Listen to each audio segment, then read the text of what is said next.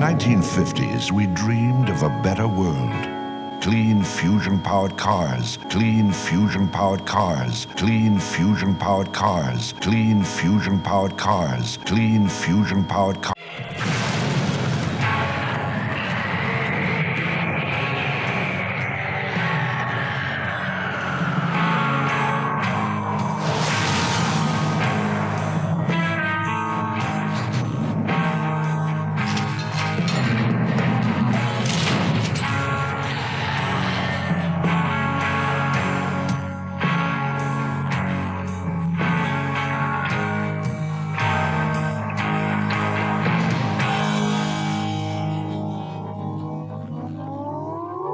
Clean, fusion-powered cars. Have you ever noticed this billboard here? It's an advertisement for the Cherry Bomb, potentially the fastest car to ever exist in the Fallout universe. It's said to be the first car to break the sound barrier. But what does that actually mean? Well, to achieve that speed, the car had to at least go 768 miles per hour. The fastest cars in our world can barely break 300. Formula One drivers are getting between 210 and 230. Commercial airplanes typically go from 5 to 600, still much slower. The Cherry Bomb would have been a completely terrifying experience to drive in or next to, for that matter, if you even could notice it passing by. Not to mention, it could accelerate from 0 to 60 in just 0.3 seconds. That's more than 5 times faster than any car from our world is capable of. How could the police even catch you in this? It looks like their cruisers were Corvega Atomic V8s. Fast, I'm sure, but not fast enough. They wouldn't even have time to set up road barriers and blockades before you were already in another state. And even if they could somehow stop you, it would be like redirecting a nuclear missile from open space directly into yourself.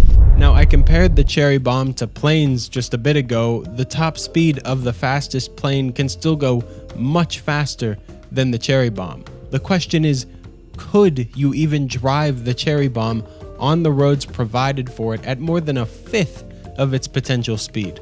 What's the point of all of that speed if you don't have the space for it? Style over substance. It's a selling point, not a useful or even a usable feature for that matter. It's not just the speed and acceleration of the Cherry Bomb that's interesting, it's also almost completely alien by our understanding of commercial vehicles.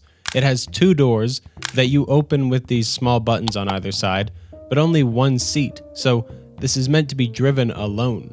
I also found that pressing those buttons wouldn't just open the doors, but pop the entire front section of the car open from the top, glass dome, and both doors included, which I guess means they aren't actual doors.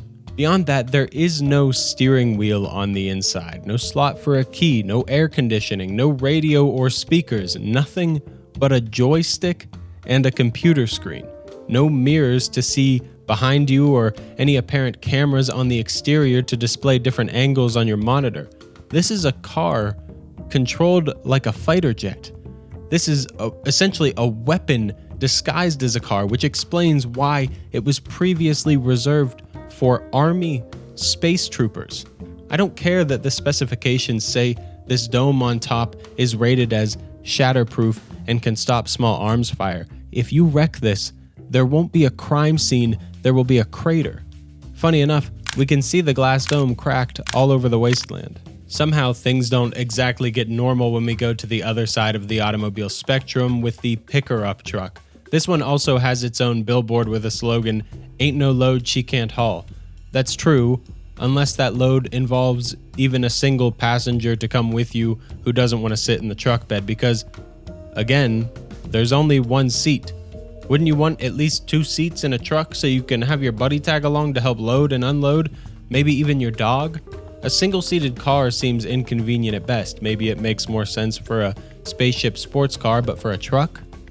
That is style over substance. Anyway, the picker-up isn't just missing interior space, it's also missing any sort of pedals or brakes. Now you might say, It's a fusion-powered car. Maybe it doesn't need that kind of stuff. To be fair, many of the cars don't have them. But when we look at the Zip, this little compact car, which also only sits one person, it does have pedals. Of course, it's not a gas pedal because it's not using gas, but how else is the driver going to accelerate, slow down, or stop with just a steering wheel? The pickup doesn't have any interior storage, but the Zip does. It has this overhead container space that would definitely smack you in the back of the head if you tried to open it while you were inside. And better yet, why on earth are these cars so big and clunky, but they feel so tight on the inside? They take up so much space, fill out an entire lane of the road, but fit so few people. They're like supersized toys. The Zip is advertised as lightning fast, so we can assume this is another car capable of absurd speeds and destruction, and this was a selling point in the culture of the pre-war. It's a weird little thing though. It only has 3 wheels on it, 2 in the front and 1 in the back. It's advertised as blue and literally called the Blue Zip on the billboard, but as far as I can find, it only actually came in red. This was meant to be the complement to the Fusion Flea we first saw back in the Capital Wasteland. That one's even weirder, arguably. The Zip has you essentially open the side windows to get in, but the Flea is entered by opening up the roof like you're getting in a nuclear can of beans. Since it originally didn't have a trunk, they gave the new iteration a rack on the back as if it was a bicycle. The insane part is, this is actually based on a real-life German vehicle called the Messerschmitt KR200, which is considered a cabin scooter. Fitting name. Now I want to take a brief break from the specific cars and just look at the pre-war setup of Sanctuary Hills here because there's something strange going on. Look where the Cherry Bomb and Zip are. Do you see the issue? We have some sort of roundabout cul-de-sac situation. It's one way, that's kind of how roundabouts have to work, except the cars are facing the opposite direction of one another. Now, maybe you think in the panic of the nuclear alarms going off, the owners pulled them out into the street and then left them there. But then when we look a bit closer, you'll notice no one here in this cul-de-sac roundabout has a driveway to park their car. Most people in Sanctuary do, but 6 of the 14 houses do not, including these, though they seem to need it more than anyone else. I say that because they have no room in the street to park their car in this single lane turnaround. This guy over here just parks his truck in his front yard, probably not great for his grass, and the HOA is about to be up his butt, but what else is he supposed to do? There's nowhere for him to put his truck. Okay, we're getting a bit off track now, but I also want to talk about the doorbell situation.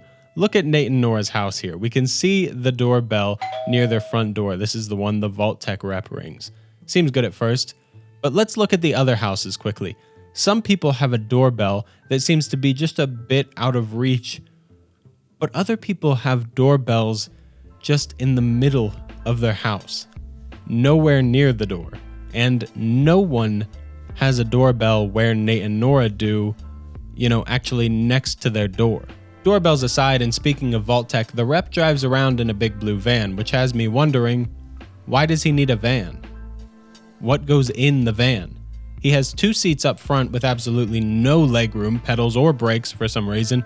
Completely nuts, which I guess you have to leave those in the back too. I thought at first this van was meant to mimic Amazon's blue delivery vans, but it seems those didn't hit the roads until 2018, years after Fallout 4 released. Then I remembered my grandfather telling me about how they used to have a milk delivery guy back in his day, and what do you know?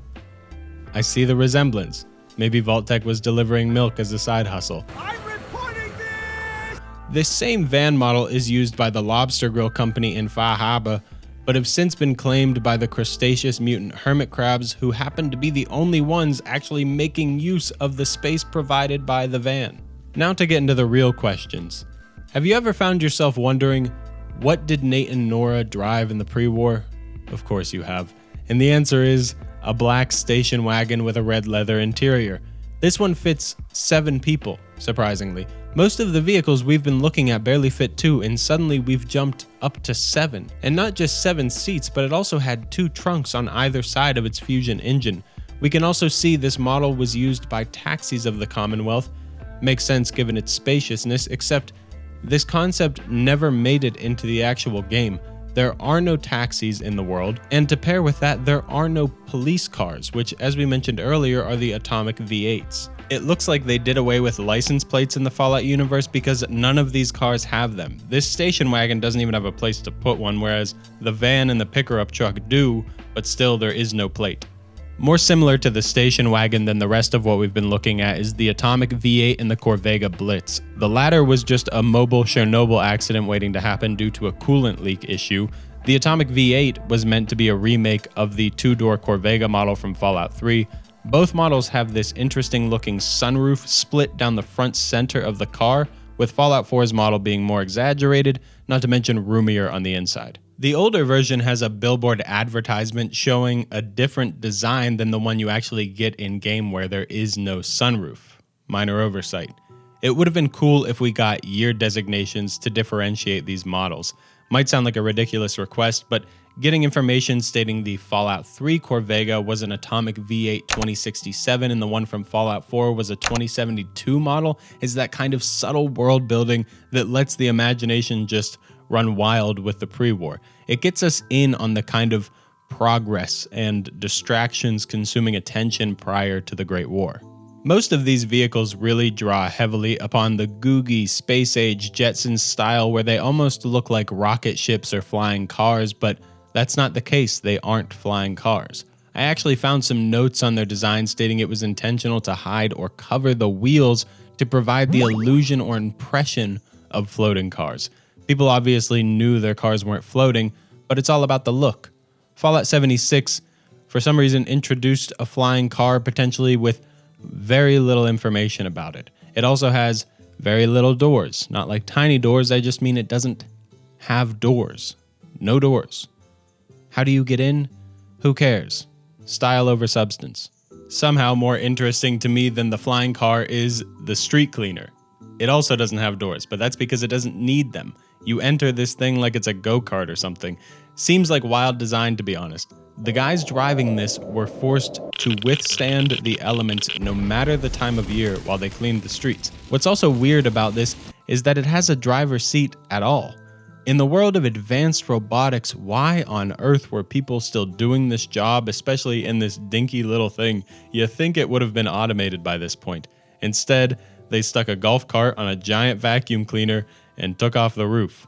It looks neat, it looks alien, alternate universe and all that. Style over yada yada. Speaking of golf carts, we can actually find some in the Fallout universe, except almost all of them are being hoarded at Mr. House's resort, more well known as Camp Golf by the time we find it. They only have 3 wheels like the Zip and the Flea, but unlike those, the cart has 2 wheels in the back and 1 in the front. Finally, on the other side of the size spectrum is the Great and Mighty Bus, often used to show humans how big elephants, whale sharks, dinosaurs, and other large animals are.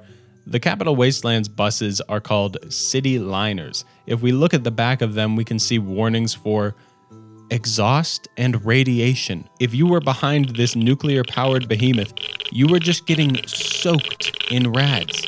That's not even the weirdest part about these buses, though. This last part is so much stranger. We can see it says no step back here as well. Thing is, if you ignore that and do step, there is an invisible set of stairs on the back of the buses that will take you to the top of them. Unfortunately, the Commonwealth's buses don't include this nifty feature, but they do have a back windshield wiper. I say that because they've included a tiny detail like that, but not pedals or brakes. At the time of the resource crisis occurring around 2050, people were still using gasoline to fuel their cars. That society collapsed just a short 27 years later, yet we see almost no remnants of those vehicles. They quickly had to transition to clean, fusion-powered cars. Chrysler Motor Corporation seized this opportunity to dominate the market with their flagship brand, Corvega. Many of the billboards in Fallout 4 don't actually display what brands those cars are from though, so we only know of Chrysler's Corvega. We haven't been able to drive a car in Fallout since Tactics in Fallout 2 before that, but they still have such an enormous presence. They are one of the primary ways we are shown the retro future of the past. And even though they are as still as rocks, you can see the motion in their design. Look at the Vault-Tec van again. It looks like it's just so excited to go to the next place, it doesn't even know where that is, and it doesn't matter. Go, go, go, next, next, next, ask no questions, everything sacrificed in the name of progress, even if we don't know what we're progressing towards. And that's exactly how they got where they were going, strapped to the inside of a rocket ship that went way too fast for them to ever control. Icarus that flew too close to the sun, but this time he burned the whole damn place down with him. No gas and no brakes, one seat for a two-man job, faster than sound, but blinded by light. Call it blue and paint it red. No step, but step anyway. All style, no substance.